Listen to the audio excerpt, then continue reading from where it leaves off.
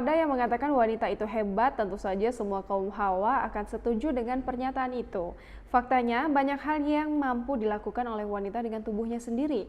Seperti yang viral satu ini, seorang wanita asal Lampung melahirkan bayinya seorang diri di jembatan penyeberangan orang. Bayi perempuan yang dilahirkan beserta ibunya dalam kondisi selamat dan kini sudah ditangani pihak medis.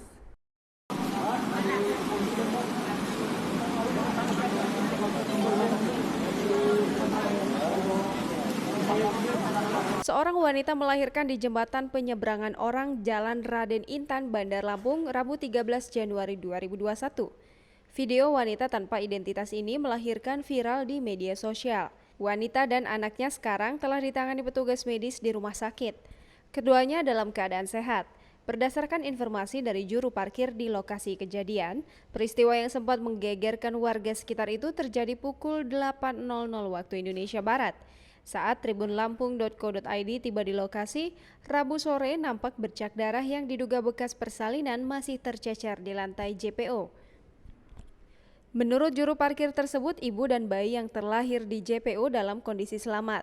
Pria yang enggan dituliskan namanya itu menjelaskan, wanita tersebut tidak meminta pertolongan sebelum melahirkan bayi.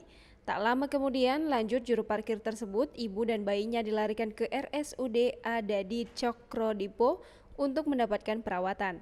Di sisi lain, pihak rumah sakit Adadi Cokro-Dipo Bandar Lampung menyebut kondisi wanita tanpa identitas dan bayinya baik. Disebutkan Irwan, hingga proses medis diberikan, pihak rumah sakit belum bisa menemukan identitas wanita tersebut. Untuk bayinya, Irwan menjelaskan lahir dalam kondisi prematur.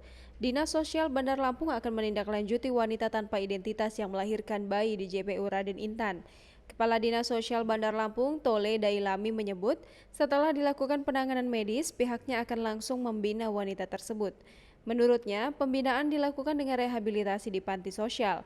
Setelah pasien dinyatakan sembuh, pihak RSUD Adadi Cokro-Dipo akan menyerahkan pasien tersebut bersama ibunya kepada Dinas Sosial Bandar Lampung untuk selanjutnya dibina dalam konteks sosial.